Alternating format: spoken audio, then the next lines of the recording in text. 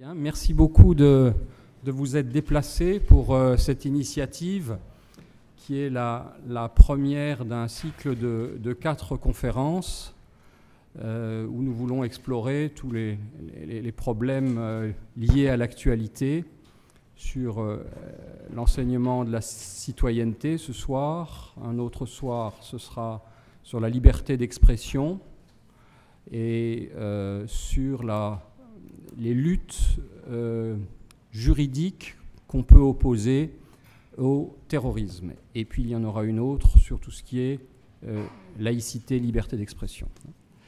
Alors nous avons ici le maire de Strasbourg, Roland Ries, que vous connaissez, le recteur Goujon, recteur d'académie, chancelier des universités, le professeur Michel Denecken, qui est l'adjoint direct du président de l'université de Strasbourg et qui est issu de la faculté de théologie catholique et régionale de l'État, si vous me permettez, le professeur Zimmer, qui est à la fois professeur de droit public et avocat. Alors, je vais simplement faire une minute de propos introductifs pour dire ceci. C'est une conférence qui avait été, une initiative qui avait été préparée dans la foulée tragique de ce qui s'est passé en janvier. Mais je dirais que ce qui s'est passé à Sarre-Union la semaine dernière nous rapproche encore plus du sujet de ce soir, qui est la citoyenneté peut-elle être enseignée ? Parce que nous n'avons pas là les explications classiques de l'antisémitisme, hein, c'est la destruction, le vandalisme du cimetière juif de Sarre-Union. Nous n'avons pas là l'explication classique néo-nazie. Nous n'avons pas là l'explication classique du rapprochement éventuel ou de la confusion entre l'État d'Israël et la religion juive. Et nous avons des jeunes qui ne sont même pas majeurs, entre 15 ans et demi et 17 ans, entre la classe de seconde et la terminale. Donc là, nous sommes au cœur du problème. Comment des jeunes qui n'ont pas de passé politique, qui ne sont pas déclarés comme étant suspects de tendance néo-nazie ou de fascination du nazisme, comment ont-ils pu détruire plus de 200 tombes ? C'est quelque chose qui interroge tout le monde dans le lycée Humbert de Sarre-Union, puisque ces jeunes étaient absolument sans histoire. Alors, simplement pour le point de l'après-midi, ils ont été déférés devant un juge et on a demandé non pas leur incarcération en prison, mais en centre de détention, compte tenu du fait que ce sont des mineurs. Mais pour 2 d'entre eux qui sont les plus impliqués, qui sembleraient être les meneurs, un centre de détention fermé. Et contrairement à ce qu'ils avaient dit dans un premier temps, pour se protéger, il semble avéré qu'ils ont fait des saluts nazis, ils ont craché sur les tombes, et ils ont eu des comportements typiques antisémites. Dans un premier temps, vous savez qu'ils avaient nié l'antisémitisme et qu'ils avaient parlé d'une espèce de désœuvrement, comme ça, une espèce de jeu de rôle où ils voulaient aller explorer des endroits abandonnés. Les confrontations ont fait capoter cette expérience. Mais ce qui est intéressant, c'est qu'il n'y avait pas de signe précurseur. C'est-à-dire que dans leur lycée, ils n'étaient absolument pas connus comme des néo-nazis.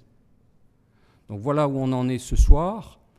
Je pense qu'on pourrait commencer peut-être par dire ceci, et je me tourne peut-être vers le professeur Zimmer. Qu'est-ce que vous entendez par citoyenneté et qu'est-ce qu'il faudrait enseigner dans la citoyenneté ? Est-ce qu'il faudrait enseigner des valeurs ? Peut être une sorte de programme ambitieux, ou au contraire de dresser une liste d'interdits assez basiques du genre tu ne saccageras pas le cimetière juif de ta commune. Oui, merci. c'est une question, vous êtes déjà au cœur du sujet. Alors c'est vrai que peut-être rapidement, sans entrer dans le détail, bien sûr, rappeler ce qu'on entend par citoyenneté aujourd'hui, quelque chose de relativement simple. Et ça ne vous étonnera pas si je commence évidemment par rappeler ce que c'est que la citoyenneté sur un plan juridique. C'est-à-dire la citoyenneté, c'est un état particulier de l'individu dans son rapport avec la cité en général. Et si on regarde ce qui est écrit dans la Déclaration des droits de l'homme et du citoyen, ce qu'on oublie souvent, c'est la Déclaration des droits de l'homme et du citoyen, finalement, un citoyen, c'est un individu qui est augmenté d'une capacité juridique un peu particulière, qui est de participer à la vie de la cité. Alors une fois qu'on a dit cela, vous me direz, on n'a pas beaucoup avancé sur le sujet, mais ça veut dire quoi? Ça veut dire que la citoyenneté suppose un lien entre le citoyen et la cité. Et ce lien n'est pas abstrait, justement. Ce n'est pas un lien abstrait, ce n'est pas qu'un lien juridique. Il suppose une reconnaissance de chacun de ces citoyens dans les valeurs qui sont portées par la cité. Et en ce qu'elle-même, elle est porteuse de l'idée que se font les citoyens de ce que doit être un vivre ensemble. Et c'est là que finalement les choses, peut-être dans nos sociétés contemporaines, deviennent compliquées. Dans nos sociétés contemporaines et dans nos démocraties sophistiquées, quand je dis sophistiquées, c'est une qualité bien sûr. Pourquoi il y a une telle difficulté aujourd'hui ?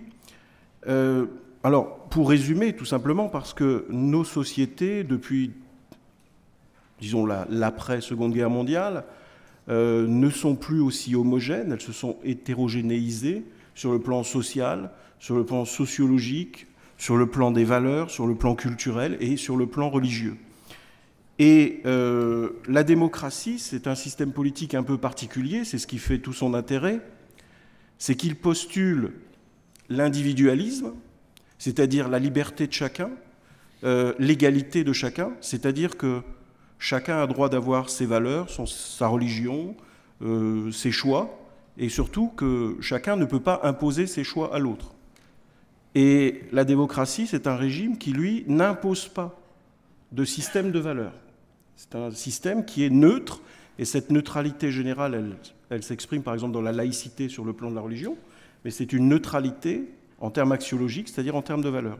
Et donc la question, c'est de savoir comment on reconstruit un système de valeurs dans lequel tous, y compris les jeunes sauvages dont vous parlez, puissent éventuellement se reconnaître pour éviter justement de se comporter comme ils l'ont fait dans ce cimetière, où on peut penser par exemple aux jeunes, ce qui a un peu déclenché tout ce mouvement avec beaucoup d'émotion, ces jeunes qui ont refusé de faire la minute de silence à l'école quand il y avait ces événements. Donc c'est qu'il y a un problème sur, aujourd'hui, citoyenneté, c'est finalement l'équivalent ou synonyme d'un ensemble de valeurs dans lequel le citoyen se reconnaît. Sauf qu'aujourd'hui, finalement, on n'arrive plus à savoir ce qu'on met dans cet ensemble de valeurs. Et je pense qu'il y a un point qui est essentiel, c'est que, je vais répondre finalement à votre question, enfin sans y répondre, c'est avant de faire une liste de ces valeurs, je pense qu'il y a un problème très important qui est celui de la méthode pour arriver à ce que tout le monde, lorsqu'on fera la liste, se reconnaisse dans ces valeurs. Il y a une légitimité de la méthode pour arriver à trouver quelles sont ces valeurs qui nous rassemblent dans le vivre ensemble aujourd'hui. Voilà une première réponse. Très bien, merci. Monsieur le maire, dans des temps antérieurs, vous avez enseigné, vous étiez prof de lettres. Comment est-ce que, à la lumière j'allais dire, de vos deux vies professionnelles, vous analysez tout ça? Merci beaucoup. Bonsoir à tous. Je voudrais, avant toute chose, remercier Christian Mestre, le doyen, et l'université, plus globalement, d'avoir, je dirais, pris le relais et d'avoir organisé cette conférence de ce soir, cet échange, je devrais dire, de ce soir. J'espère que cet échange sera un échange à égalité. Il n'y a pas d'un côté les sachants et de l'autre les non-sachants. Il y a des citoyens qui ont des choses à se dire et qui ont, je crois, à réfléchir, à travailler ensemble. Donc merci beaucoup d'avoir saisi la balle au bond, en quelque sorte, et dans un programme qui a été évoqué tout à l'heure, qui va au-delà de la synthèse que nous allons essayer de faire demain, qui est une synthèse d'étapes. C'est un bilan d'étapes, puisque j'avais donné 1 mois pour qu'on puisse se revoir et faire une première synthèse des propositions des uns et des autres. Mais évidemment, aussi bien pour vous que pour nous, il va falloir aller au-delà, car je pense que personne ici n'imagine un seul instant qu'on va pouvoir trouver des solutions miraculeuses en l'espace d'1 mois qui transformeraient complètement la situation d'aujourd'hui. Bon, personne ne le croit. Et cela n'empêche pas qu'il faille, même au contraire, qu'il faille travailler ensemble et essayer de faire émerger des idées nouvelles, des pistes nouvelles. Je ne dis pas que la situation que nous avons connue est le résultat d'insuffisance de notre part, mais peut-être qu'il y a autre chose à trouver, parce que les temps ont changé, parce que la société a changé, parce que le vivre ensemble lui-même doit être, je crois, revisité, les règles de ce vivre ensemble.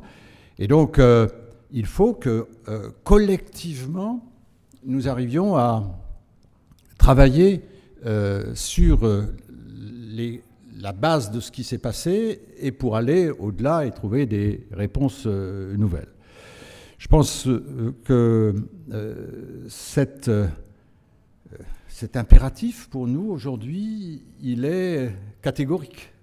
Il faut qu'on aille dans ce sens et je suis de ceux qui pensent qu'on est plus intelligent à plusieurs qu'individuellement. C'est peut-être contestable, mais c'est ma conviction profonde. Et il y a des formes d'intelligence collective qui doivent être, je pense, accompagnées, aidées, pour qu'émergent des idées nouvelles. Ça, c'est la première chose que je voulais dire. La société a beaucoup changé.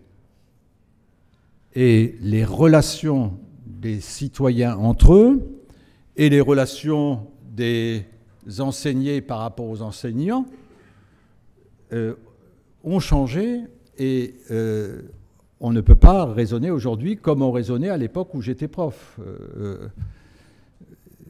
Ça remonte assez loin, je dois dire, mais il y a eu des changements dans la relation pédagogique qui sont évidents. Et je ne parle pas des réseaux sociaux et de tout ce qui fait qu'on est dans l'instantané en permanence et dans la diffusion de toute information et de tout événement aux 4 coins du monde dans l'instantanéité. Tout cela mérite d'être regardé de près.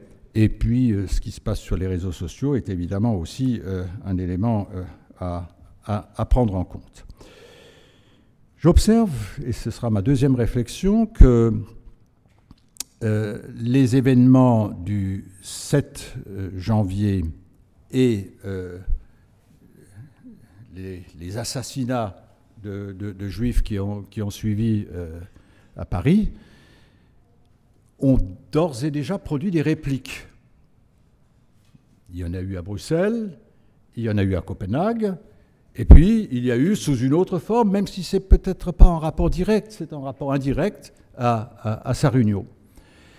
Et donc cela montre bien qu'il ne s'agit pas d'événements isolés, mais qu'il s'agit de la traduction concrète d'un malaise dans la civilisation, pour reprendre une expression de Freud, qui est très préoccupant. On a affaire à une résurgence de sentiments ou d'états d'esprit qu'on croyait dépassés. L'antisémitisme, je sais bien qu'il a perduré.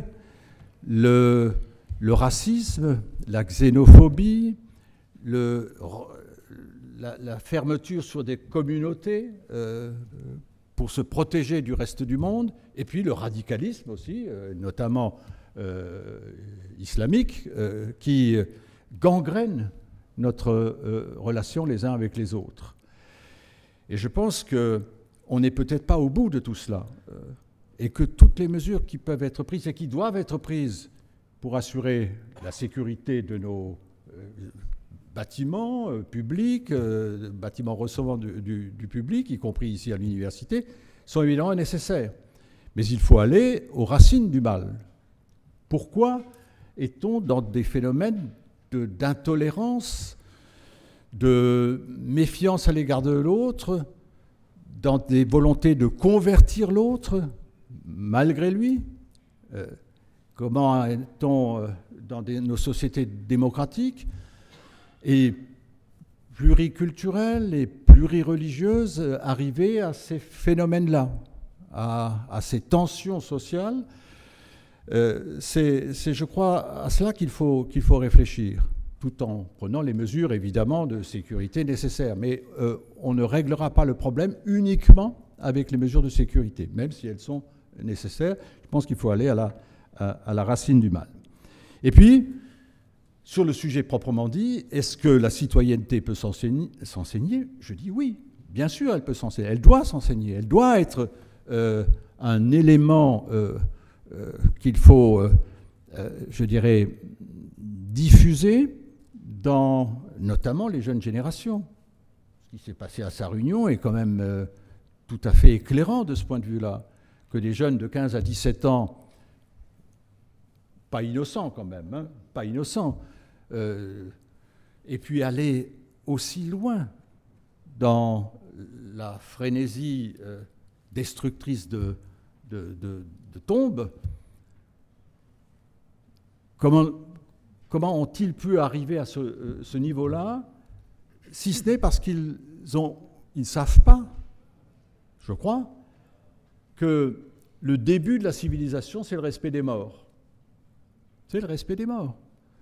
Les animaux ne respectent pas leurs semblables après leur mort.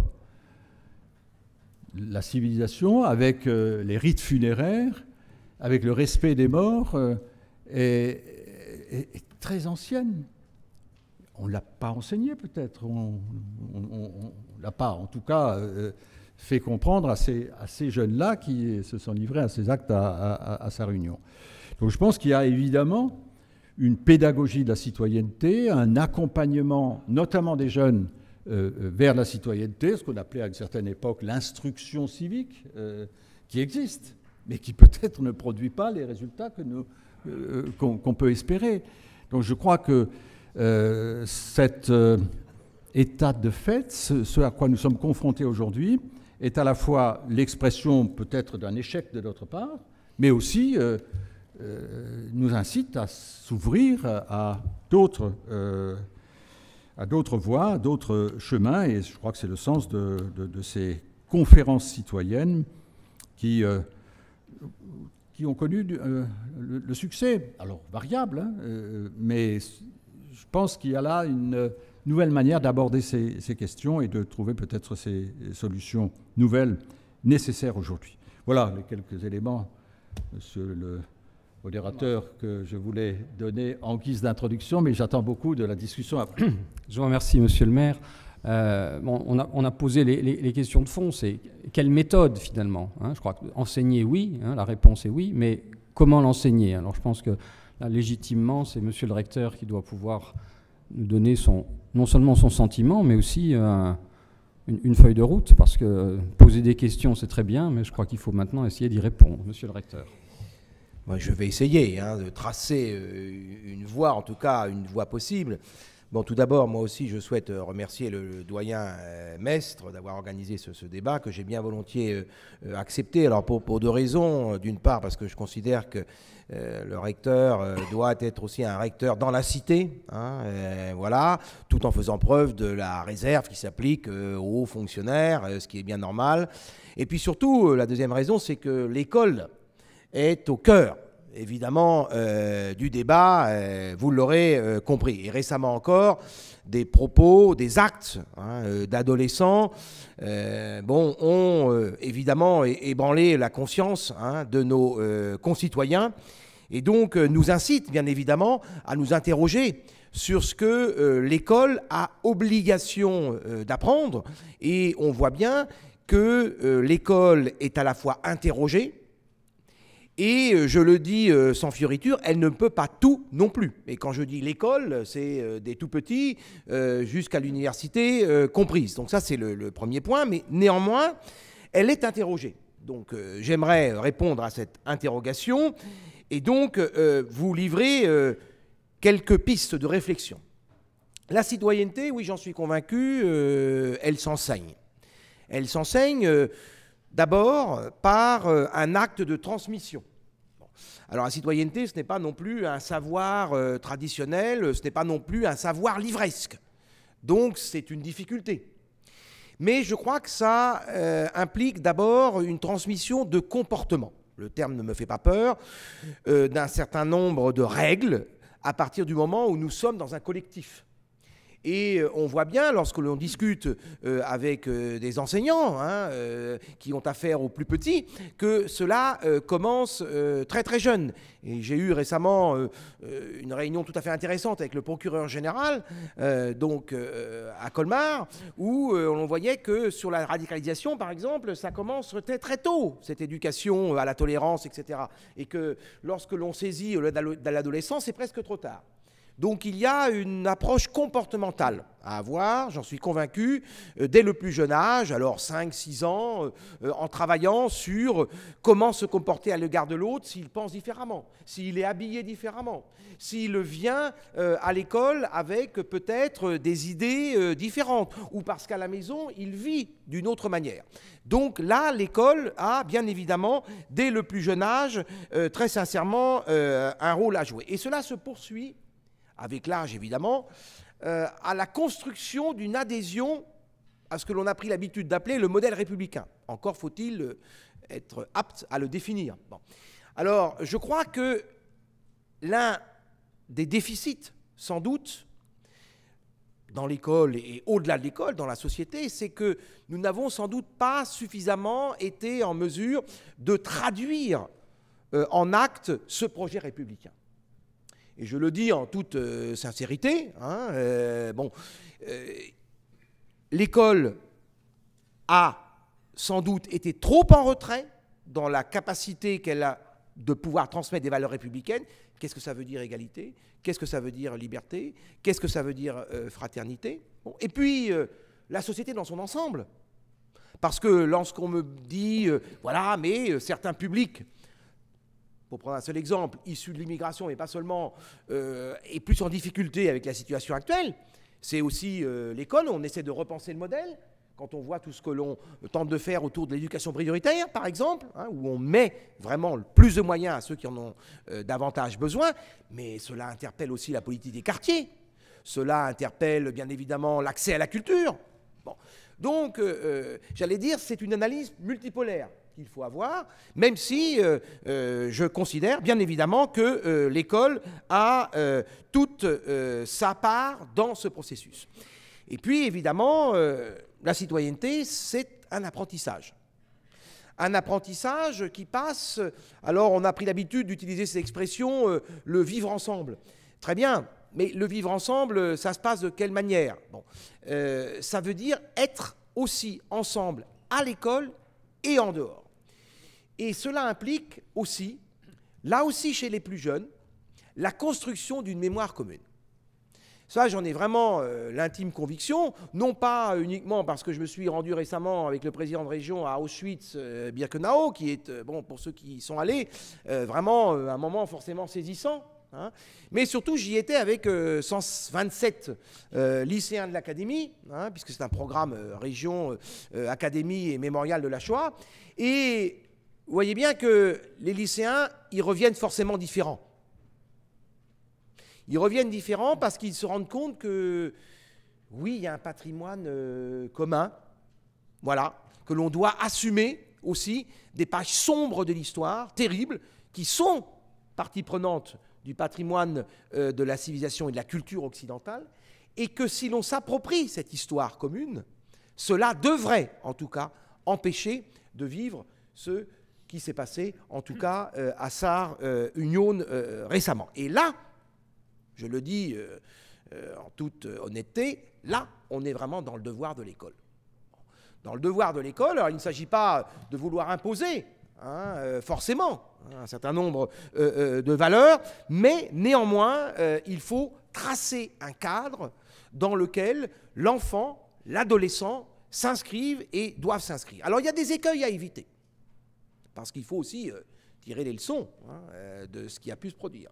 Je crois qu'il faut éviter, surtout en matière de valeurs et de modèles républicains, et donc d'éducation à la citoyenneté, ce que l'on pourrait appeler l'enseignement de l'incantation.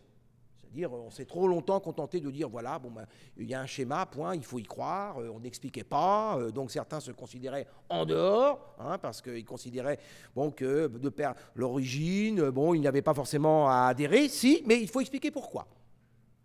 C'est-à-dire que la société doit être elle-même en mesure d'offrir des perspectives. C'est-à-dire que la notion, par exemple, que l'on véhicule aisément, égalité des chances, très bien, on peut le prononcer tous les jours, mais encore faut-il en créer les conditions. Et là, on voit bien, il y a des tentatives, faire en sorte que les plus méritants, quelle que soit leur origine, puissent accéder aux formations les plus performantes, les meilleures qui soient. Et là, il est clair que nous avons un vrai problème, une vraie difficulté en France. C'est que les élites, entre guillemets, ne sont quand même pas très diversifiées. Bon. Donc, je crois que ça doit nous interroger, l'école, et puis bien au-delà. Il y a également des mesures immédiates à prendre. Bon, et il y aura l'instauration, monsieur le maire le rappelait, ça existait à une certaine époque, et puis ça a été un petit peu dilué, l'enseignement moral et civique, qui aura lieu dès le 1er septembre prochain. Donc on travaille au contenu, parce que c'est pareil, il ne s'agit pas de proclamer qu'on va créer un nouvel enseignement. Qu'est-ce qu'on met dedans ? Bon, expliquer la République, comment ? Évidemment, on n'explique pas la République de la même façon à des enfants de 8 ans qu'à des adolescents de 15 ou 16 ans. Donc ça mérite une vraie réflexion. Bon. Et la transmission des valeurs aussi. Alors il ne faut pas que ce soit des valeurs au sens conservateur, ou conservatoire, du sens où voilà, on répète inlassablement les mêmes choses pendant des générations sans s'interroger. Les valeurs, elles évoluent aussi. Mais en même temps, on a un triptyque. Égalité, fraternité, solidarité, etc. Donc on a des valeurs vraiment à transmettre. Et puis, il faut avoir le courage de dire que l'enseignement de la citoyenneté, ça requiert un enseignement spécifique. C'est-à-dire qu'à force d'avoir proclamé qu'on enseignait ici ou là des valeurs, on est parti du principe que c'était enseigné par tout le monde, un peu, nulle part, et finalement par personne, et voilà. Et le résultat, il est celui qu'on connaît. Non, il faut identifier des enseignants en mesure de le faire, d'où l'obligation aussi de la part de l'Éducation nationale de former les enseignants à des modules spécifiques, à la manière de transmettre les choses. Je pense par exemple qu'il y a une véritable culture de la sensibilité à créer. Art plastique, là il y a des choses intéressantes. Quand vous écoutez des enseignants d'art plastique, ils vous disent la réaction à une œuvre, qu'elle soit une œuvre issue de la sphère musulmane en termes culturels, de la sphère catholique, de la sphère protestante, comment on réagit face à une œuvre artistique. Là, il y a des choses vraiment que l'école peut aisément transmettre. Et donc, il y a, je crois, une notion de savoir-faire que l'école peut proposer, mais à condition qu'elle soit en mesure aussi de s'insérer dans un mouvement beaucoup plus large qui doit inspirer l'ensemble de la société. Et j'entends bien que l'attente à l'égard de l'école avec un grand E soit considérable. Bon. Et en même temps, j'allais dire, elle est sollicitée parce que toute l'histoire de l'école, ces grandes étapes, je relisais encore récemment, dans quelques moments de liberté, les discours de Condorcet et ceux de Victor Hugo. À chaque fois, vous avez affaire à la notion de citoyenneté. À chaque fois, vous avez affaire à la notion d'émancipation. Donc l'école, elle est aux avant-postes. Mais il ne faut pas la laisser seule. Voilà. Merci beaucoup. Je donne la parole au professeur Donneken. Est-ce que vous pourriez nous dire peut-être aussi comment s'inscrit l'université là-dedans? Parce qu'on a beaucoup parlé finalement du cycle secondaire, mais l'université, est-ce qu'elle doit prolonger ça?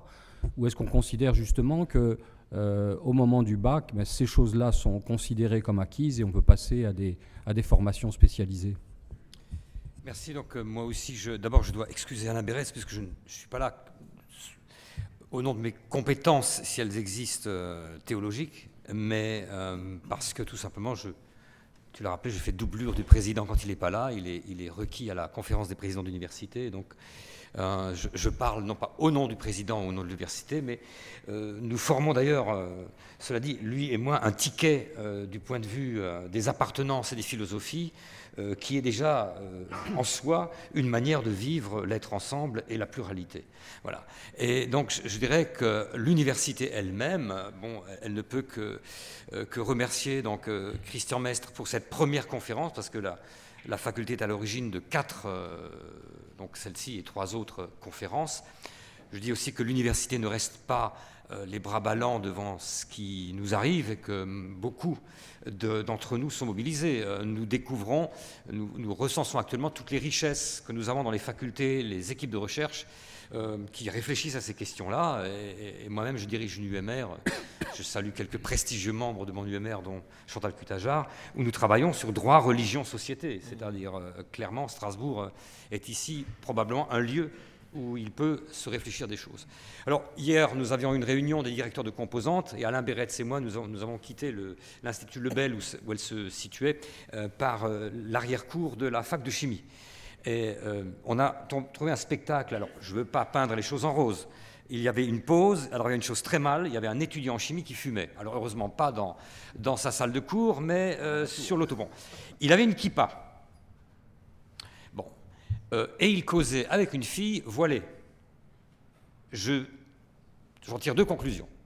C'est que visiblement le prof qui faisait cours en TP ne trouvait pas choquant d'avoir 2 personnes dont les marqueurs religieux étaient obvis. Et 2, nous avons remarqué, le président et moi, que ces 2 jeunes gens s'entretenaient de manière fort civile, de chimie, et que donc il y a aussi une manière, sans être dans l'idylle, de dire que l'universitas, dans la cité, et je crois que la chance que nous avons, et on se le dit souvent avec monsieur le maire et les autres, l'université de Strasbourg est très intriquée géographiquement dans l'université. Je crois qu'elle est aussi là pour percoler des valeurs, des connaissances et des traditions. Donc je dirais la première chose qu'on peut offrir aux étudiants, c'est notre tradition. Vous le disiez, monsieur le recteur, c'est notre histoire, sans être dans l'hypermnésie, parce qu'à force de cultiver le passé, non seulement on devient conservateur, mais rance, c'est-à-dire c'est pas très agréable. Mais la richesse de notre passé, c'est justement, par exemple, que beaucoup de gens sont ici parce qu'ils ont appris à faire un cheminement dans l'appréhension du monde et dans l'acceptation des valeurs de la science, qui n'était pas évident. Les théologiens n'étaient pas enthousiastes, sous Guillaume II, de faire partie de l'université, parce qu'une certaine manière de voir le monde, un certain créationnisme, un certain obscurantisme, je parle uniquement pour ma tradition théologique, les protestants ne sont jamais obscurs, mais nous on l'était parfois, et je le dis la chose suivante, on ne pourra jamais faire avancer des gamins à l'école qui ont des croyances, qui sont légitimes, même si elles sont erronées. Ça fait partie de leur profonde identité. On ne les fera pas avancer si nous les culpabilisons d'avoir une religion. C'est-à-dire l'État est neutre, il n'a pas à neutraliser. Et toute la difficulté des professeurs des écoles, des professeurs du secondaire, c'est d'avoir suffisamment de formation et de connaissances pour prendre les gamins où ils sont et pour les conduire là où ils ont à être. Et la première chose, monsieur le recteur, vous le disiez, nous disons la citoyenneté, elle s'enseigne, mais en même temps, elle est un déjà là, elle est un don.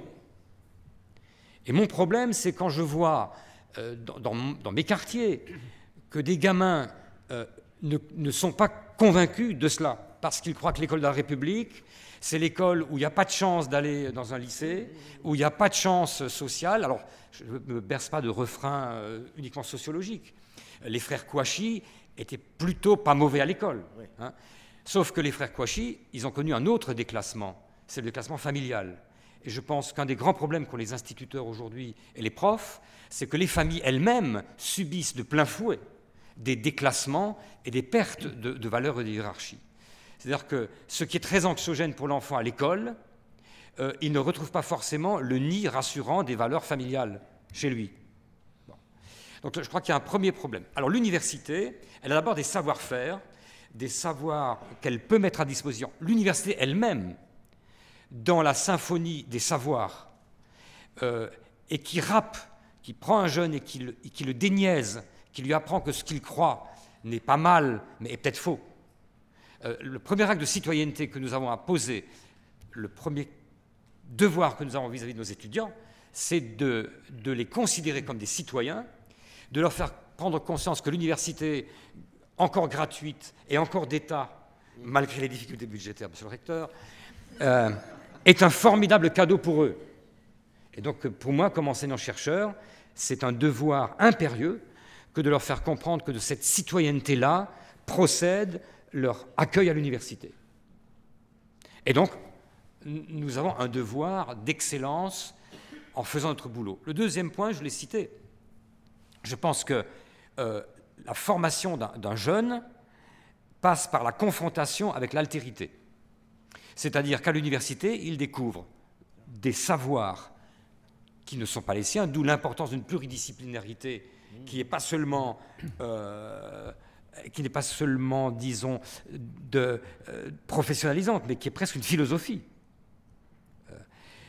Ensuite, c'est cette interaction que nous avons sur un campus universitaire entre les cultures.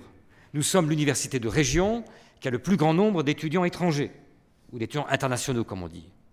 Demain, nous visiterons la future maison universitaire internationale des étudiants. La formidable chance de rencontrer l'autre dans son altérité intellectuelle, philosophique, religieuse, nationale, ethnique. Au lieu d'en faire quelque chose d'anxiogène, une université doit en faire une formidable chance, sans nier les difficultés qu'il y a derrière. Ensuite, je pense qu'il y a beaucoup à faire du côté des associations étudiantes. Vous disiez les enseignants ne peuvent pas tout, mais à l'université, nous avons d'abord affaire à des gens qui sont majeurs. Donc, ça change un peu par rapport aux différentes lois qui régissent et sanctuarisent l'école. Et je termine là-dessus. Je pense qu'il faut aussi beaucoup soutenir les associations, syndicats étudiantes qui, par leur action, socialisent les étudiants et leur montrent peut-être de la citoyenneté, de l'être étudiant en France, une image d'ouverture et de tolérance. Et je crois que là, c'est un travail extrêmement important. Nous avons une pluralité d'appartenances, une pluralité de convictions. Nos conseils d'administration représentent des sensibilités politiques différentes, et c'est tant mieux, des disciplines différentes. Mais, et je termine là-dessus, l'université ne sera jamais du côté de ceux qui restreignent le champ de la liberté de penser et restreignent la palette de ce qui fait de moi un citoyen. C'est-à-dire, clairement, il ne faut en rien céder aux lobbies, qu'ils soient religieux ou philosophiques ou politiques, car le politique est aussi très tenté de s'occuper des universités, au sens négatif du terme. Et les étudiants doivent, à mon avis, eux aussi, comprendre que leur accueil citoyen dans une université d'État, une université de service public, c'est une chance, mais implique aussi des devoirs. Et moi, je l'ai toujours dit, je suis d'un milieu social modeste, je n'ai jamais gravi les marches du palais universitaire sans émotion. Écrasé par le savoir de ceux qui l'ont créé, impressionné par le martyre de ceux qui l'ont soutenu, et aussi impressionné par la mission qui est la mienne.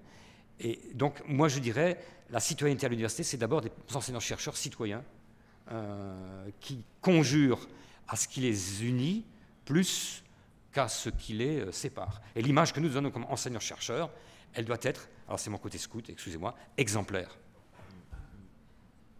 On a à s'interroger, enfin je m'interroge, voilà. Très bien. Merci beaucoup pour tous ces propos introductifs. Je voudrais revenir sur un propos de M. Ries. Quand vous avez dit, oui, mais quand moi j'enseignais, c'était il y a très longtemps et les choses ont beaucoup changé.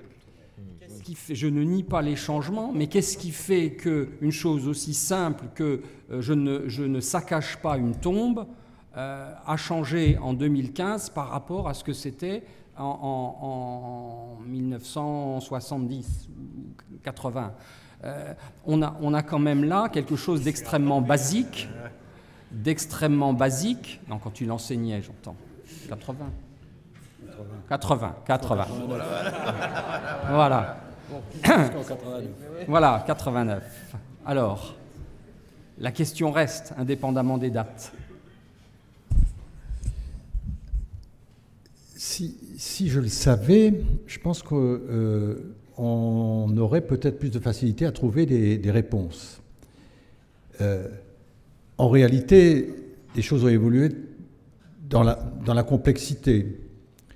Il y a l'environnement familial qui n'est évidemment plus aujourd'hui ce qu'il était au siècle passé. Comme ça, c'est quand même le siècle passé. Les familles monoparentales, comme on dit, l'éclatement familial et donc les règles que fixaient les familles dans le vivre ensemble, on ne l'appelait pas comme ça encore à l'époque, la notion de droit et de devoir, tout cela a été aussi véhiculé par la tradition familiale.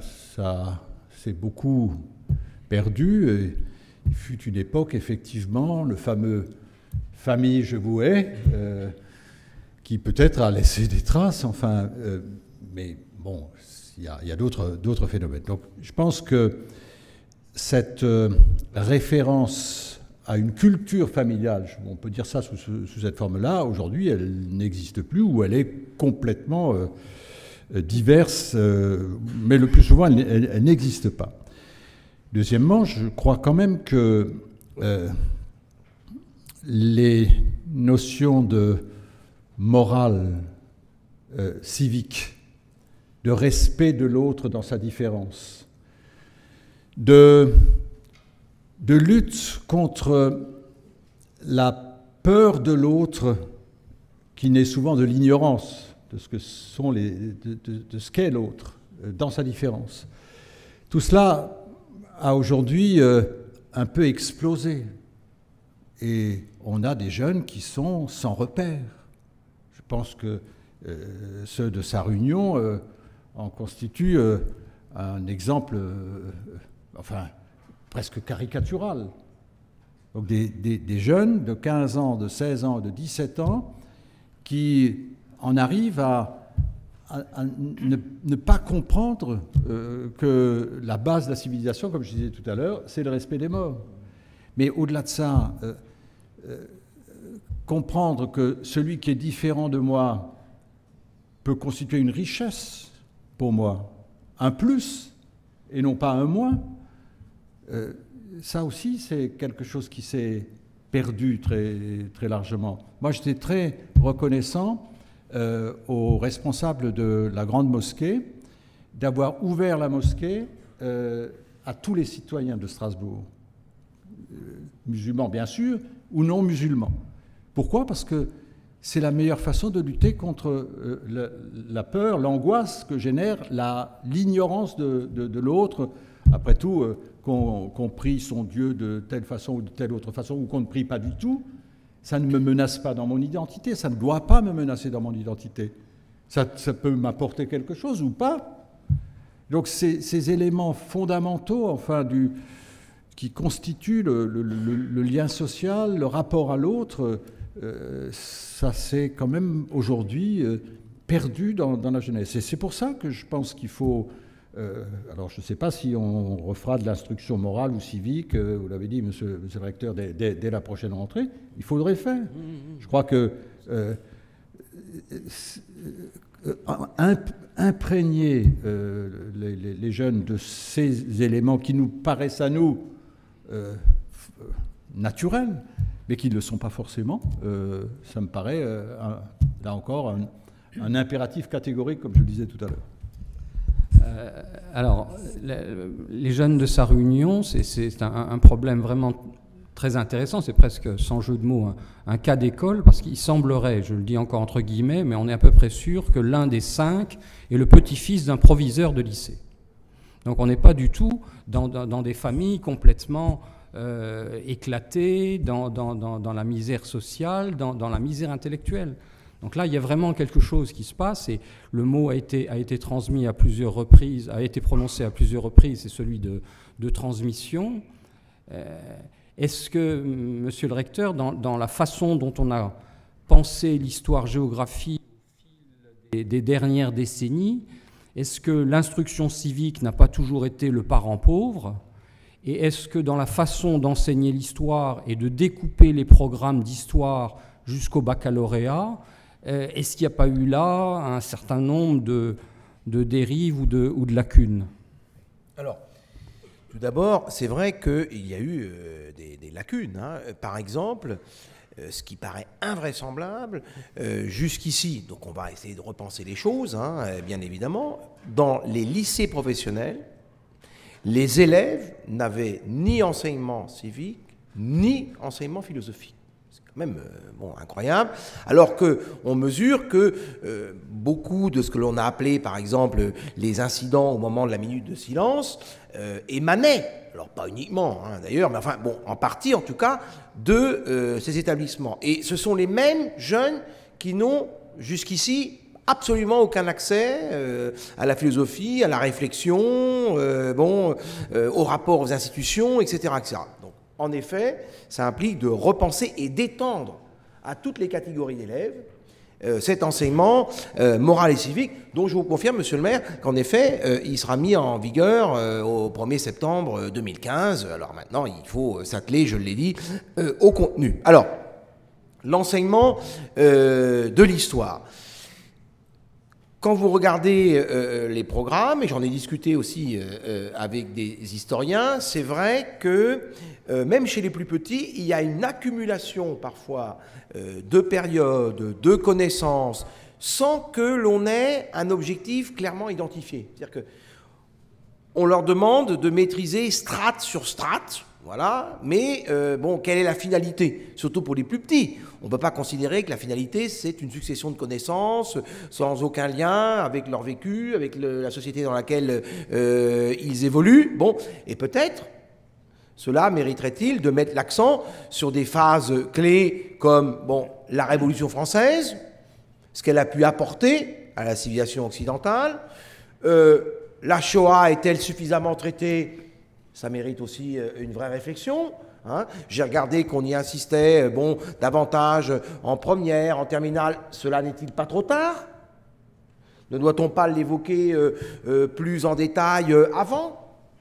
Bon, voilà. Alors, l'enseignement de l'histoire a été souvent conçu de manière, il faut quasiment tout savoir, même s'il vaut mieux savoir par petite dose. Non.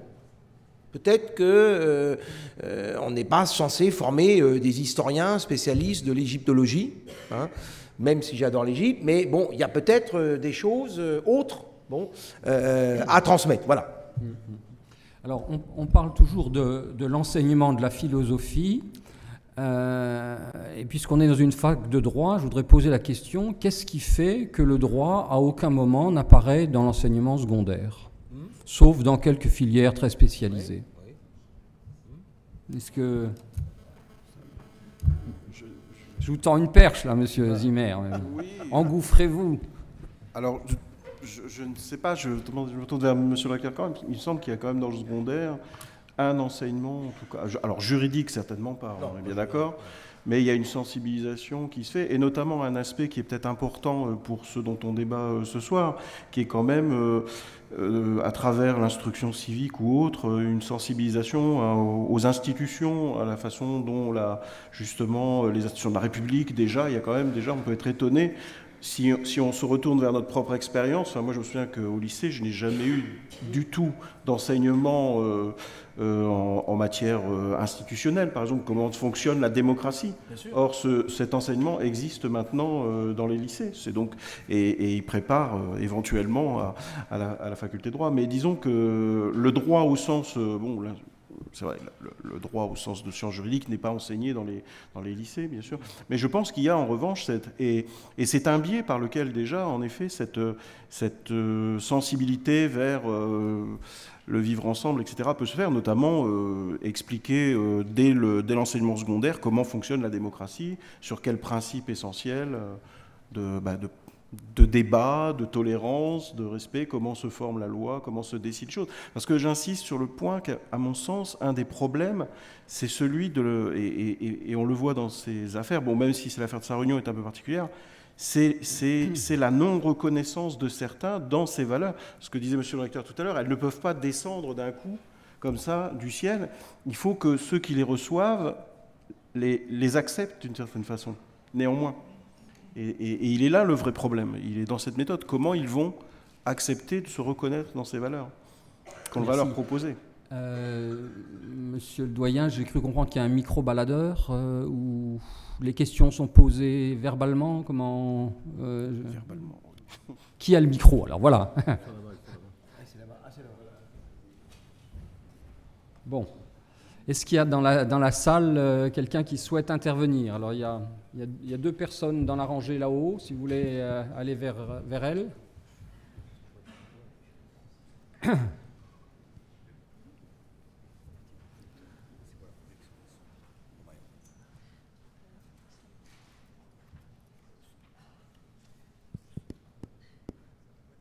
Bonsoir. Alors, je m'appelle Loubna de Baudouin. Je fais un doctorat à la faculté de droit de Strasbourg en arbitrage commercial international. Vous m'entendez? Oui. Oui. Alors, en fait, j'aimerais soulever plusieurs points. Alors, dans un premier temps, on a défini ce qu'était la citoyenneté. On a tenté d'expliquer comment, effectivement, elle pouvait s'enseigner.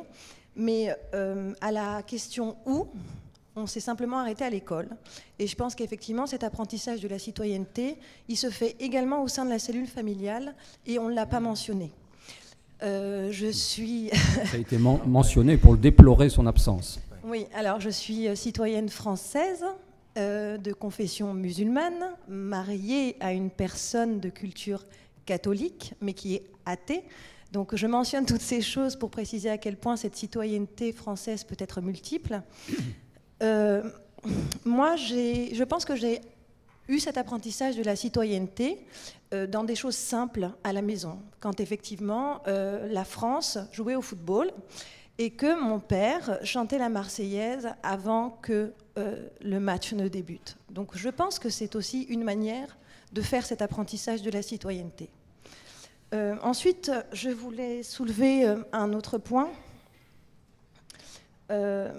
Concernant effectivement la manière dont s'apprend cette citoyenneté, il y a effectivement des cours d'instruction civique qui n'ont plus cette appellation, puisqu'effectivement j'ai une petite fille de 6 ans qui fait un cours de morale, et au travers de cette appellation cours de morale, on fait un apprentissage de la citoyenneté au travers de sensibilisations particulières, comme par exemple à la banque alimentaire.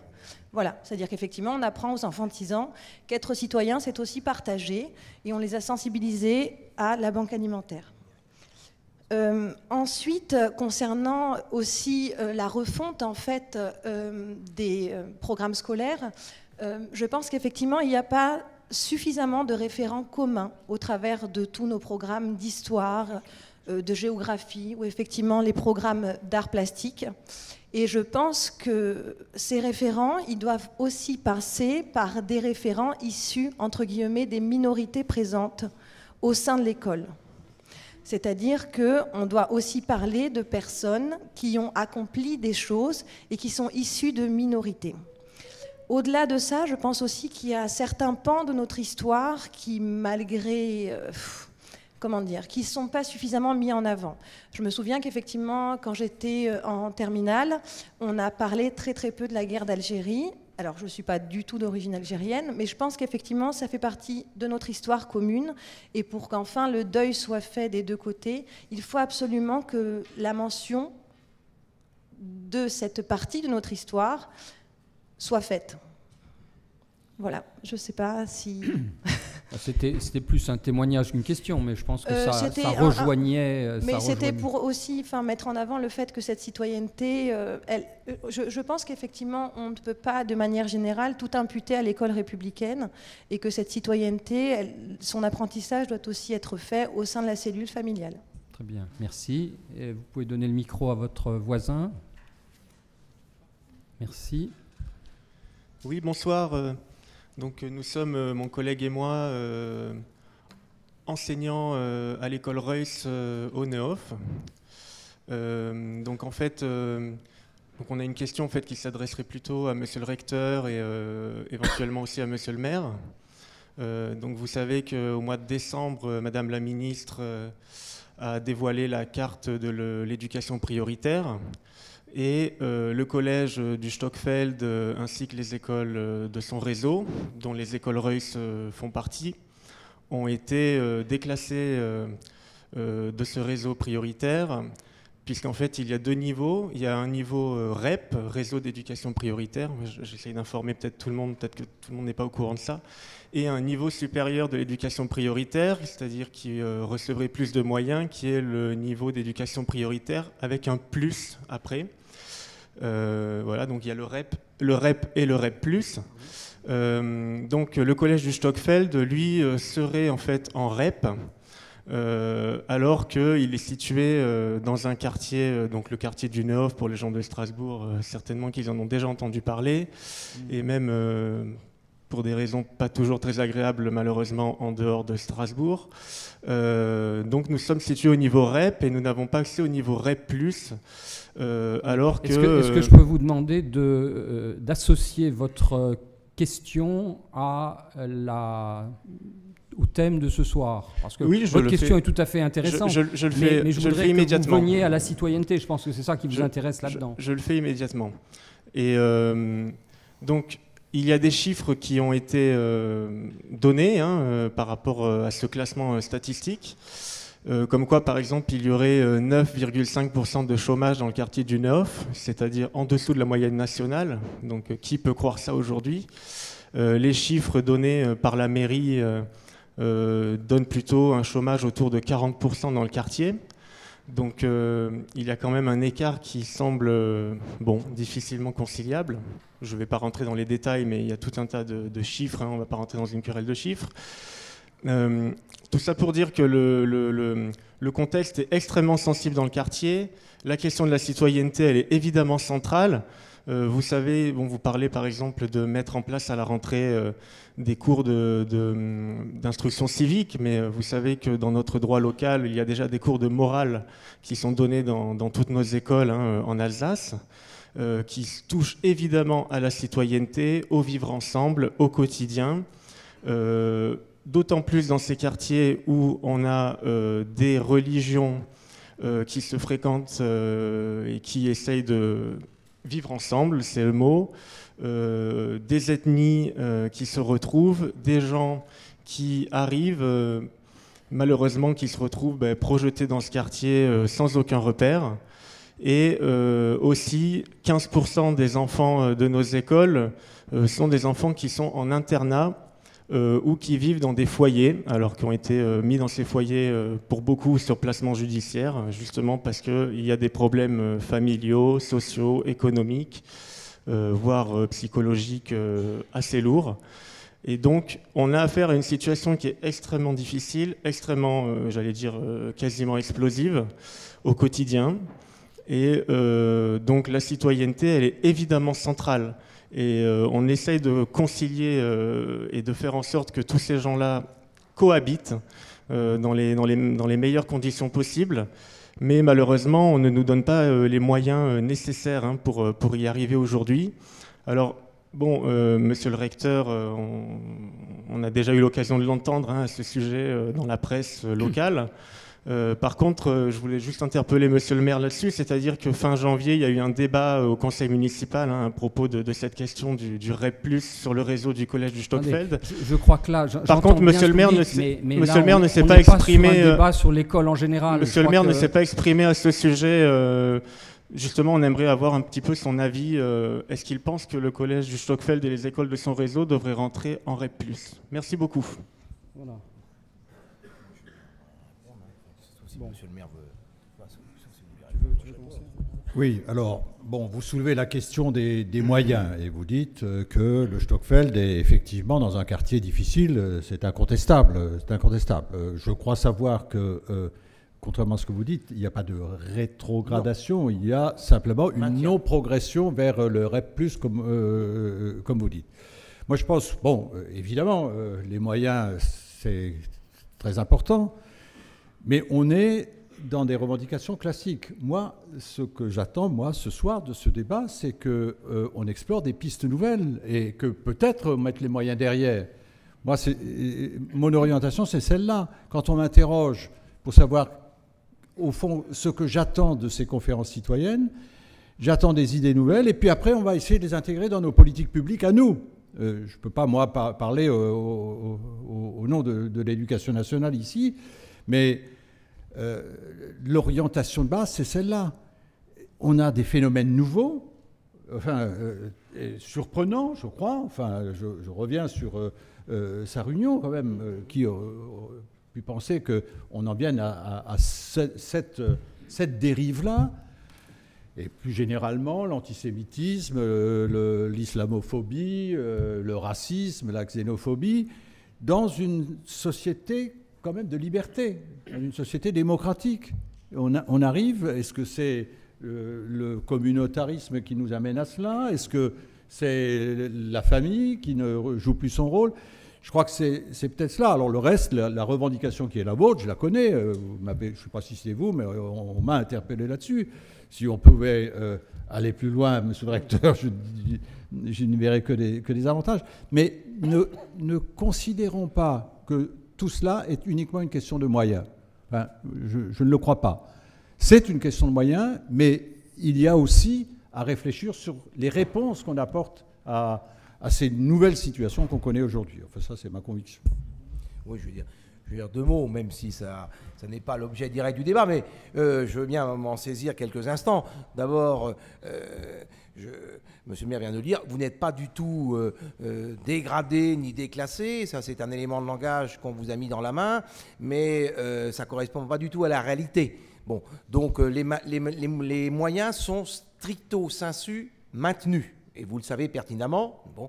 Donc c'est déjà un acquis qu'il faut reconnaître. Alors en même temps, puisqu'on est là aussi pour débattre de démocratie, il faut accepter aussi l'idée que, bon, moi je me suis battu pour avoir un 12e réseau REP+, dans l'académie, alors qu'on n'en avait prévu que 11. Bon, et ben, dans un classement, tout ce qu'il y a de plus objectif, et ben, vous êtes 14e, 15e dans tous les cas, voilà. Et donc, vous n'êtes pas dans les 12 REP+. Alors en même temps, vous disposez de moyens non négligeables. Il faut savoir quand même que la moyenne par classe, c'est même pas 23. Hein, bon, donc vous êtes très au-dessus de la moyenne. Tant mieux d'ailleurs. Hein. Oui, mais vous savez très bien, il y a des endroits où vous êtes un peu plus, d'autres où vous êtes un peu moins. Et surtout, il y a tout de même un indicateur, et ça c'est à rendre hommage aussi à ce qui a été fait en termes de politique urbaine, que vous n'acceptez pas, mais qui est une donnée intéressante, même en termes de citoyenneté, du coup, c'est un critère que j'ai introduit moi-même avec mes équipes, c'est la mixité sociale. Et vous avez un critère qui mesure très bien cette mixité sociale, et vous avez, et beaucoup de personnes qui ont vécu ou même qui vivent encore présentement dans le quartier disent c'est vrai que les populations se mélangent davantage qu'il y a 5, 6 ans, 7 ans, voire plus. Donc c'est un effet bénéfique, tant mieux d'ailleurs, mais c'est un critère qui mérite d'être tenu. Et là, vous êtes bien au-dessus des autres établissements qui ont eu REP+. Même chose pour le taux de boursiers. Vous êtes à 44, d'autres sont 70. Vous voyez, donc, bon, et la démocratie, c'est de reconnaître à un moment que d'autres méritent d'avoir un peu plus que soi-même, et c'est pas mal. Je vous remercie. Il y avait une question au 3e rang ici, si vous voulez bien descendre. Ici, plus bas, monsieur, encore plus bas, plus bas, plus bas. Monsieur avait levé la parole tout à l'heure. Oui. Bonsoir, je suis Salim Zebak, je suis maître de conférence dans cette maison. Je n'ai pas de questions à poser, mais j'ai quelques observations rapides qui concernent le sujet. Bien évidemment, je suis tout à fait d'accord, on peut enseigner la citoyenneté, mais encore faut-il que le système éducatif soit en mesure d'assumer cette mission. Et actuellement, je ne pense pas que ce système soit capable de remplir cette mission. Pourquoi? Parce que tous les aspects de la citoyenneté sont liés à des questions de société qui n'ont jamais été tranchées. Parmi ces questions, par exemple, quels sont les principes intangibles qui ont fait la France, qui font la France, là où il ne faut pas céder? Quels sont les principes où on peut faire un effort d'adaptation? Et concernant cette adaptation, il faut répondre à la question qui s'adapte à qui? On vit actuellement dans une société multiculturelle. On dit que la diversité est une richesse, mais encore faut-il déterminer aussi les différences qui enrichissent la société française et les différences qui portent atteinte à l'unité nationale. Donc, à mon avis, tant qu'on ne tranche pas ces questions et qui ne concernent pas... il faut trancher ça au niveau national. Donc, on ne peut pas assurer un enseignement uniforme de la citoyenneté. Merci. Merci. Madame, voilà. Et puis après, monsieur qui est un peu plus loin derrière. Bonjour, je me présente, je suis Madame Zorniotti, proviseure de lycée, professionnelle, et j'aimerais d'une part adhérer à un certain nombre d'interventions qui ont été faites et peut-être pouvoir ouvrir le débat à d'autres questions.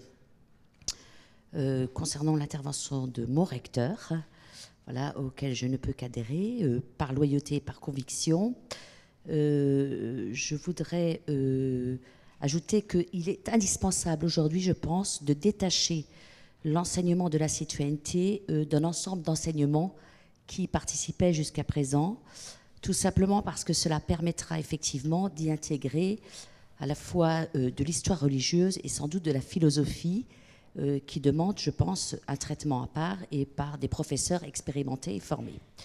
Au demeurant, j'aimerais quand même poser une question à M. Denneken, parce que je pense qu'il y a quelquefois confusion.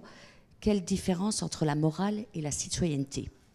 Puisque nous avons parlé d'enseignement moral à l'école primaire dans l'intervention précédente, et je pense qu'il y a une différence à faire. Et quelle est-elle, si elle peut être faite? Voilà.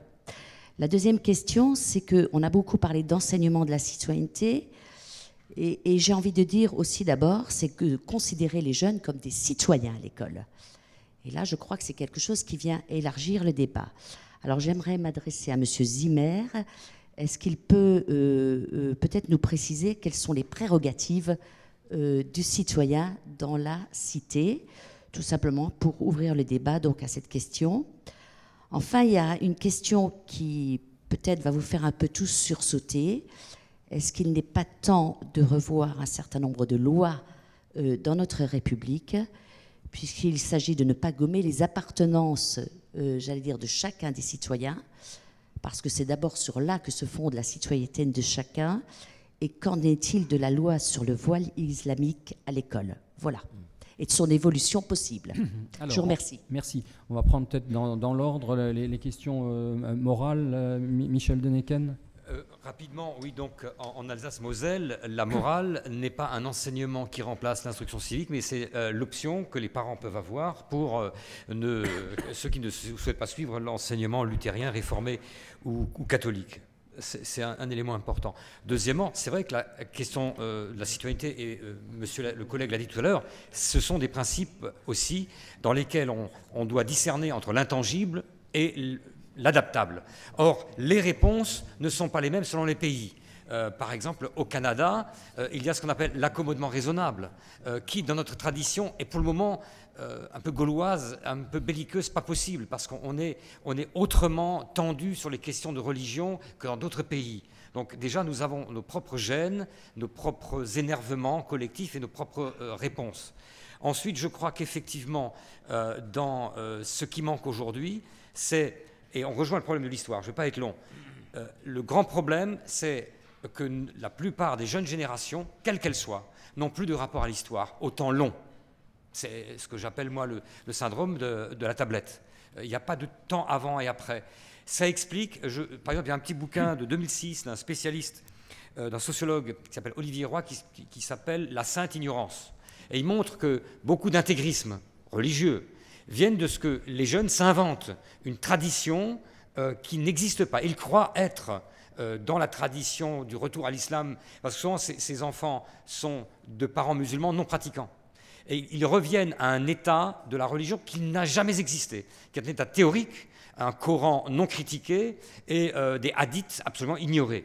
Donc moi je mets aussi dans morale l'historicisation des choses, avec le risque que l'enfant rentre à la maison et se sente agressé par le professeur qui remet en cause ce qui est le dogme à la maison. Donc ce que vous soulignez est très important. Pour moi, la morale, elle est au-delà des simples convictions. Elle est un véritable socle du vivre ensemble. Je donne un petit exemple. Madame, tout à la première intervenante a dit « l'école ne peut pas tout ». Dans une boucherie de Lingolsheim, quand il y en avait encore une, la bouchère avait l'habitude de donner un morceau de sauciflard aux gamins.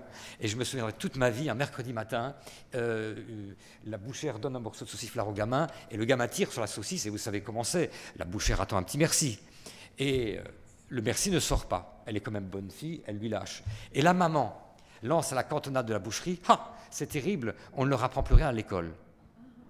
Malheureusement, il y avait une instite dans la boucherie, et je peux vous dire qu'au DN, dans le courrier des lecteurs, il y a eu un... Voilà. Donc effectivement, la morale, ça commence aussi, qu'est-ce qui relève de la cellule familiale, qu'est-ce qui relève de l'école de la République, en sachant, et monsieur le maire l'a rappelé, on a parlé de neuf, la désocialisation des parents est le premier ennemi d'une école qui socialise.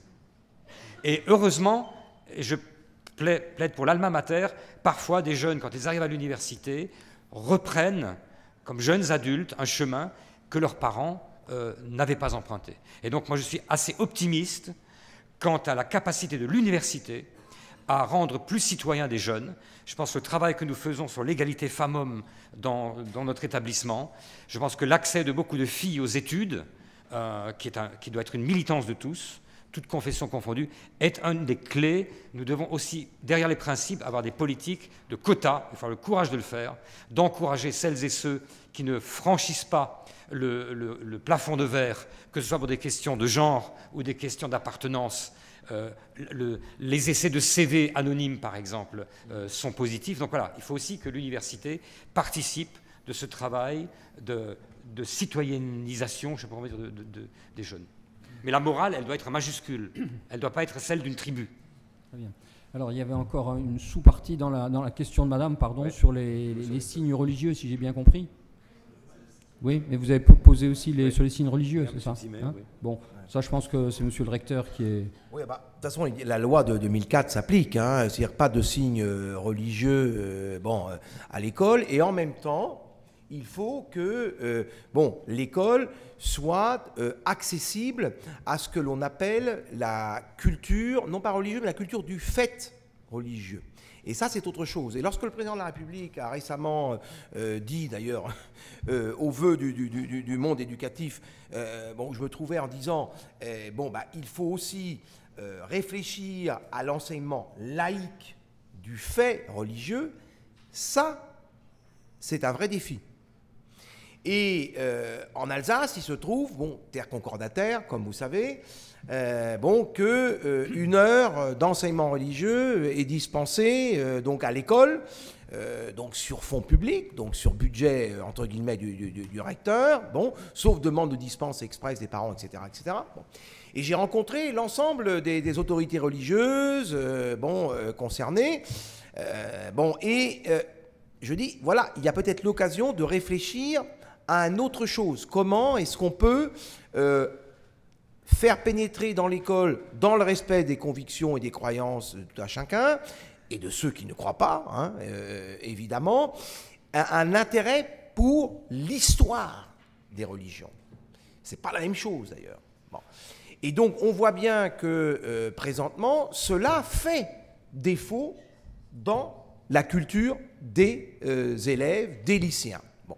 Et là, c'est un véritable défi pour les enseignants d'histoire. Mais certains, d'ailleurs, puisque j'ai été auditionné par l'Observatoire de la laïcité présidé par Jean-Louis Bianco, justement sur comment on pratiquait ici, en terre d'Alsace, sur ce sujet. Et il y a peut-être une opportunité, justement, que présente le droit local, à condition d'être en mesure de le repenser éventuellement. Voilà.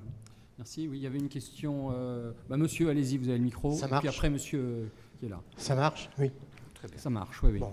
Monsieur Boutet, président de la Ligue de l'enseignement. Ancien chef d'établissement, je n'ai pas de petit-fils à sa réunion, je le dis tout de suite. Voilà. Je ne suis pas non plus historien, je suis plutôt d'origine mathématicienne, mais je voudrais quand même revenir sur la citoyenneté. Il ne faut pas qu'on oublie que avant la Révolution, nous étions les sujets du roi. Après la Révolution, nous sommes devenus des citoyens, et non pas des citoyens de la République. La République n'a pas en charge les citoyens, ce sont les citoyens qui ont la République, qui sont propriétaires de la République. Et nos aïeux, pour définir cette citoyenneté, ont fait cette chose extraordinaire de mettre sur les frontons des édifices publics liberté, égalité, fraternité, qui sont les valeurs de la République. Mais une fois que vous avez mis ça sur les frontons, il faut bien l'expliquer. Parce que même aujourd'hui, à beaucoup d'entre nous, quand vous leur demandez ce que cela signifie, ils ont quelques difficultés. Donc il a fallu décliner ce qu'était la liberté, ce qu'était l'égalité, ce qu'était la fraternité. Et ces déclinaisons ont donné naissance à la laïcité, qui n'est pas le quatrième, comme on veut bien le dire dans les médias, le quatrième pilier de la République. Il y a 3 valeurs, que j'ai dit tout à l'heure, et il y a un principe qui est la laïcité. Ça, c'est déjà une chose. Et ces valeurs de citoyenneté, le citoyen a des droits, mais aussi des devoirs, pour faire court. Alors ces droits, c'est de faire vivre la République.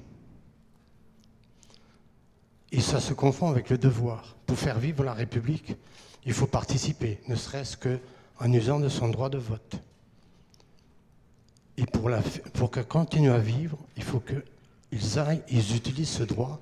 Et le devoir, c'est d'aller voter. Parce que s'ils ne se font pas cela, ils perdent leur République. Donc ce travail-là doit être de longue haleine. Je suis président de la Ligue de l'enseignement et dans son organigramme, elle est organisée comme beaucoup de services, en plusieurs services. Et il y en a un qui s'appelle Sport, Culture et Citoyenneté. J'ai été aussi auditionné par la commission Bianco et j'ai préconisé à cette commission le fait que l'on puisse mettre au niveau des religions l'étude laïque du fait religieux et de l'étude de religion. C'était quelque chose qui les a bien interpellés. Ça permet, si vous voulez, de comprendre la religion de chacun, mais ça permet aussi de répondre à ceux qui n'ont pas de religion, qui ne se reconnaissent dans aucune religion. Et ceci, il faut le manier avec précaution, parce qu'on met trop souvent des gens, je vais prendre pour les chrétiens. Vous avez beaucoup de personnes qui sont répertoriées dans la chrétienté parce qu'elles ont été baptisées à l'âge de 2 mois ou 3 mois, et puis c'est fini. Ils sont, au regard de la loi, ils sont chrétiens. Mais pardonnez-moi, monsieur, le temps passe. Est-ce que vous avez une question précise à poser? La question précise, c'est que comment nous, organisation Ligue de l'enseignement, on peut intervenir. On intervient déjà pas mal, mais comment on pourrait le concrétiser encore plus, puisque notre domaine, c'est la citoyenneté et c'est l'éducation populaire et la citoyenneté. D'accord. Alors, est-ce que, monsieur le recteur, vous pourriez préciser, vous avez dit en septembre, il y aura de l'instruction civique, mais il y aura de l'instruction civique où dès le primaire, dans les collèges, dans les lycées, comment ça? Dans les 3? Non, alors dès le primaire, ça commencera et cela ira jusqu'à la terminale. D'accord, très bien, merci. Alors, il y avait une question ici et ensuite monsieur qui est tout en haut. Oui. Oui. Juste, attendez. Juste une minute. Je pense qu'il faut vraiment qu'on sorte de la confusion entre l'enseignement religieux et l'enseignement du fait religieux. C'est pas la même chose. C'est pas la même chose du tout. Autant l'enseignement du fait religieux me paraît absolument nécessaire pour, je dirais, montrer les ravages, notamment des religions radicales dans l'histoire. Je dis bien les religions. Elles ont toutes, à un moment ou à un autre de leur histoire, généré du radicalisme, de l'intégrisme, etc. Donc ça me paraît essentiel pour éclairer les situations de radicalisme qu'on connaît aujourd'hui. Et bien ensuite, il y a l'enseignement de la religion elle-même, du contenu religieux, qui, de mon point de vue aujourd'hui dans la loi locale, reste théoriquement une obligation avec, enfin vous confirmerez, monsieur le recteur, avec la possibilité pour les parents d'avoir des dispenses. Moi je pense qu'il faudrait arriver à faire en sorte que, je donne ma conviction, et je crois que du côté des responsables religieux, il y a maintenant un assez large consensus, arriver à faire de l'enseignement religieux, je ne parle pas du fait religieux, je parle de l'enseignement religieux, un enseignement optionnel. à choisir par les parents. Bon, vous souhaitez, vous ne souhaitez pas telle religion, telle autre religion, ou pas de religion du tout, à ce moment-là, l'enseignement de la morale. Je crois que ce serait déjà une belle clarification, parce qu'il y a beaucoup de confusion sur tout ça. Excusez-moi, je vais laisser la parole à quelqu'un. Oui, Franck Leduc, je suis citoyen de Strasbourg. Je voulais simplement revenir sur la question qu'est-ce qui a changé par rapport à la glorieuse époque où Roland Ries était professeur depuis la fin de ce siècle. Est-ce que un élément dont on doit tenir compte, et y compris ici, c'est la nature des vecteurs de la diffusion de la connaissance et de l'information. L'école, telle qu'elle existe, elle fait et elle fera le nécessaire en matière de citoyenneté. Mais les deux autres gros vecteurs que sont les médias télévisés et les réseaux sociaux ou la diffusion numérique de l'information, la citoyenneté se heurte à ces déséquilibres et au dévoiement de l'information. Quand on voit la vitesse à laquelle aujourd'hui la théorie du complot se développe à l'intérieur de ces réseaux à une vitesse folle, on pourra faire tous les efforts qu'on veut, on pourra mettre tous les plus brillants historiens sur l'histoire des religions, comment lutter contre cette désinformation. Quand on voit l'audience que peut avoir un chroniqueur qui revalorise aujourd'hui le régime de Vichy et avec une force incontrôlée, sans aucune mesure. Donc les vecteurs de cette information et de la connaissance sont deux éléments contre lesquels vient buter la citoyenneté et comment y remédier. Merci. Monsieur qui est tout en haut avait une question, si vous voulez bien lui donner le micro. Ouais. Monsieur qui est là-haut, qui lève le doigt. Alors attendez, là je vais en profiter. Qui souhaite encore poser des questions brèves, s'il vous plaît? Parce que là, il faut qu'on termine, et sinon il y a une menace de congélation d'une partie du public que je vois mettre progressivement des gilets, des châles, et chercher s'il n'y a pas une petite laine qui traîne. Donc il faudra poser des questions brèves, s'il vous plaît. Alors, monsieur, et puis après les deux personnes qui sont là. Oui. Alors, Raphaël Doridan, je suis instituteur. Je vais essayer d'être très bref. Ce n'est pas une question, c'est que je pense que la citoyenneté ne peut pas être enseignée. Je pense qu'elle peut être vécue, mais pas enseignée. Et donc, dans les classes de primaire, et dans beaucoup de classes, il y a ce qu'on appelle le conseil, qui vient de la pédagogie Freinet, de la pédagogie institutionnelle. Une fois par semaine ou une fois par quinzaine, pendant 45 minutes à 1 heure, on s'assemble, les élèves, l'enseignant, et puis là, on règle les litiges qu'il peut y avoir entre les enfants et l'enseignant. Il m'est arrivé d'être critiqué au conseil chaque année dans ma classe pour des injustices involontaires, parce qu'une fois j'ai crié « j'aurais pas dû », etc. On y fait aussi les règles de vie, suite à une critique, un problème entre enfants. Comment peut-on faire? On va donc élaborer les règles de vie, les voter, les délibérer, puis les voter. Et puis on y fait aussi, on y vote les projets pour le groupe, les sorties, les personnes qu'on va inviter dans la classe, différentes choses. Les trois pouvoirs, on est ici dans une fac de droit, sont présents au Conseil. Le pouvoir judiciaire, le pouvoir législatif et le pouvoir qu'on dit exécutif, mais que pour ma part, je préfère appeler gouvernemental à la suite de Castoriadis. Et je pense, si vous voulez, que nous, adultes, nous n'avons pas cette expérience-là. Aristote donne, vous me corrigerez parce qu'il y a beaucoup de professeurs de droit, mais il donne deux définitions du citoyen. C'est celui qui juge, il participe à la justice dans les tribunaux athéniens où on est tiré au sort. Et puis il donne une autre définition, il dit le citoyen est celui qui est capable d'être gouverné et de gouverner et d'être gouvernant, de gouverner et d'être gouverné à tour de rôle. Aucun d'entre nous n'a cette expérience ici. Et il me semble que cette notion de citoyenneté, à aucun moment, même malgré les efforts du professeur Zimmer, nous n'avons donné une définition explicite et suffisamment précise pour que nous nous y reconnaissions. Nous avons le pouvoir d'élire. C'est tout.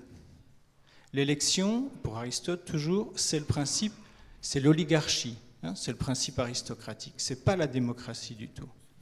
nous avons le pouvoir d'élire.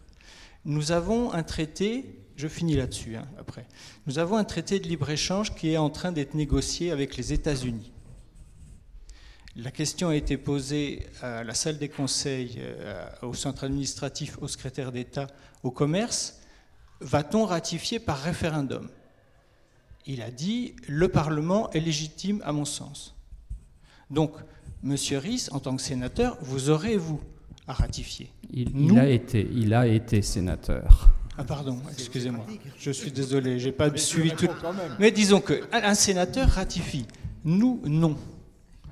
Bon, attendez, je rappelle simplement, votre question est tout à fait intéressante, je rappelle simplement que la soirée est consacrée à l'enseignement de la citoyenneté et non pas aux procédures du commerce extérieur qui sont extrêmement redoutables. J'ai apporté quelques éléments tout à fait intéressants et qui sont présents dans les classes primaires aujourd'hui. Oui.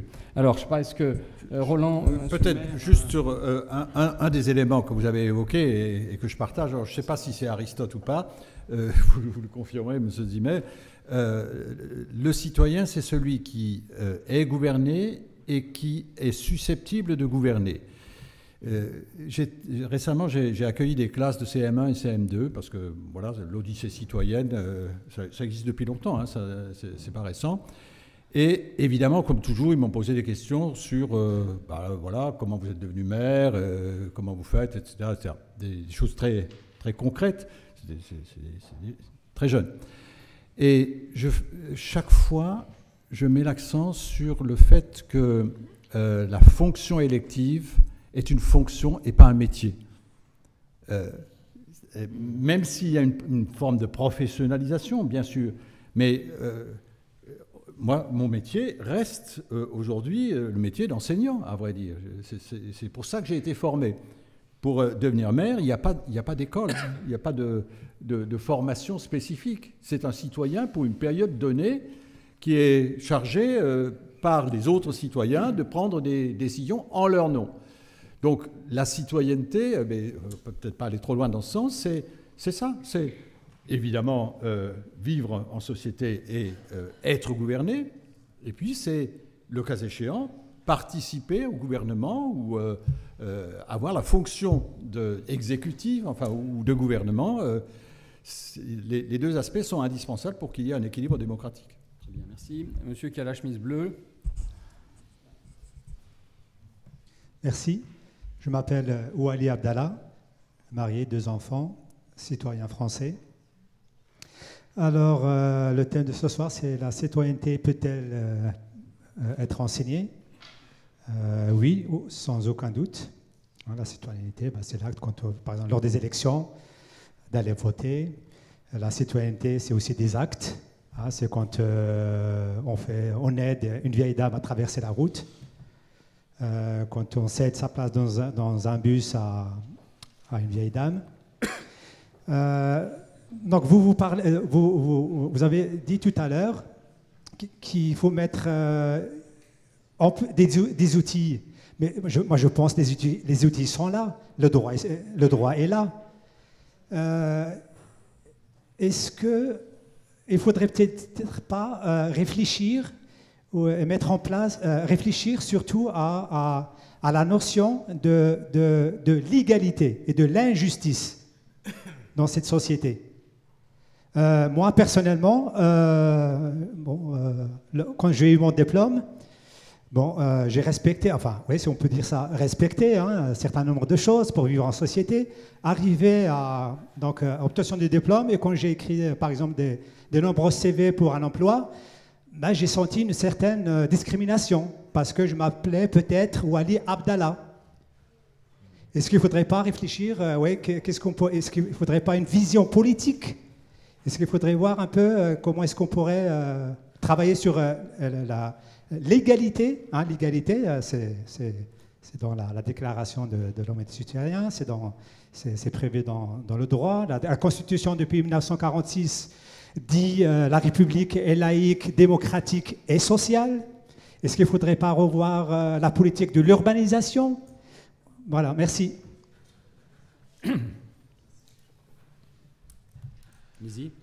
Bonjour, je m'appelle Lucas. Et Du coup, Monsieur Ries, vous aviez l'air d'être demandeur de nouvelles propositions par rapport à l'enseignement de la citoyenneté qui pouvait être fait. Et d'après ce que j'ai compris, dans cette conférence, il y a eu pas mal de propositions donc, de l'enseignement qui se ferait d'une manière assez descendante, c'est-à-dire le maître qui aurait la parole et qui apprendrait les valeurs républicaines à ses élèves. Est-ce qu'on pourrait peut-être imaginer plutôt un espace de parole où les élèves seraient invités à donner leur avis sur tel ou tel sujet d'actualité, et cet espace de parole serait exempt de tout préjugé ou ce genre de choses qu'on pourrait appliquer à la parole de l'élève. Ce ne sont pas des choses qui existent déjà, je ne sais pas, monsieur le recteur?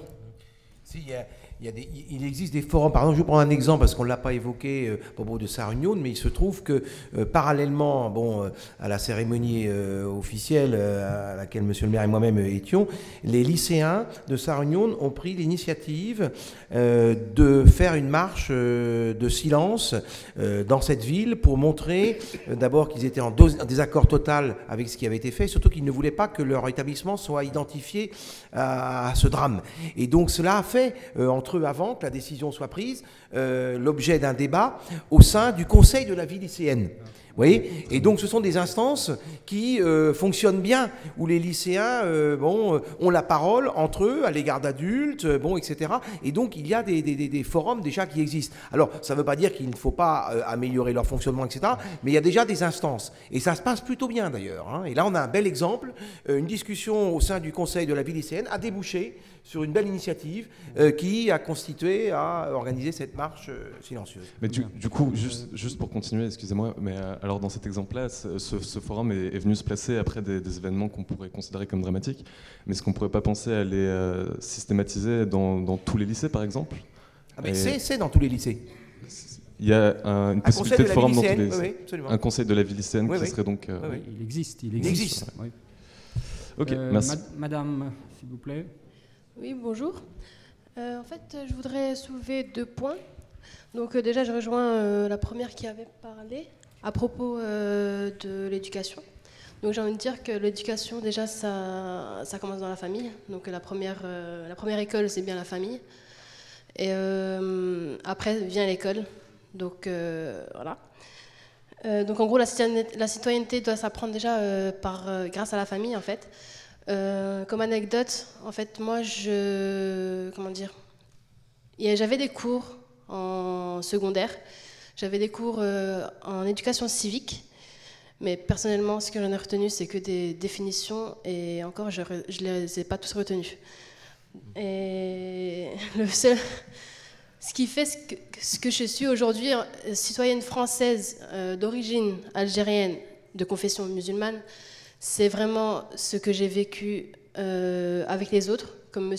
Denker avait dit, la rencontre avec l'altérité, comprendre les autres dans leurs différences tout au long de ma vie, et c'est aussi ma famille qui a fait que j'ai appris ça. Donc en gros, je me demande en fait en quoi l'école, et comment surtout l'école, pourrait nous faire apprendre la citoyenneté, vu que c'est surtout une question de méthode et pas des définitions qu'on apprend par cœur. Second point, depuis le début de la conférence, j'ai beaucoup entendu parler, après la tragédie de Charlie, on a beaucoup entendu parler des juifs. Oui, ce sont des victimes, je l'avoue, c'est clair. Mais est-ce qu'on a parlé aussi de l'autre côté? Parce que nous, en tant que musulmans, nous sommes aussi victimes de cette tragédie. Vu que cette attaque a été faite en notre nom, alors que ce n'est pas nous. Et je voudrais savoir qu'en est-il des actes islamophobes qui ont augmenté sur le territoire français depuis ce moment-là. Et comment nous, en tant qu'étudiants, devons-nous faire face à cette montée de l'islamophobie, sachant que la phobie vient particulièrement de l'ignorance. Et comment combattre cette ignorance? C'est par l'éducation. Et comment faire ça en tant qu'étudiant? Ce que vous dites montre que, comme votre histoire familiale, vous êtes au bon endroit. Vous êtes ce que vous êtes. Vous n'êtes pas dans cette université niée autant que vous vous inscrivez dans le cadre de la République, dans ce que vous êtes, le plus profondément, vous vous êtes défini, et personne n'a le droit de vous définir que vous. Donc je pense que cet être ensemble que je décrivais tout à l'heure, sans vouloir être dans l'idylle, je crois que l'université est une chance formidable, non pas seulement ou pas d'abord par le contenu de ce qu'elle enseigne, mais par la vocation de ce qu'elle est. Une universitas, et je rappelle que notre université très particulièrement, elle est née protestante et catholique. Elle a ensuite, pendant la Deuxième Guerre mondiale, fait un choix unique dans l'histoire, c'est que sans décision d'État, elle est devenue résistante.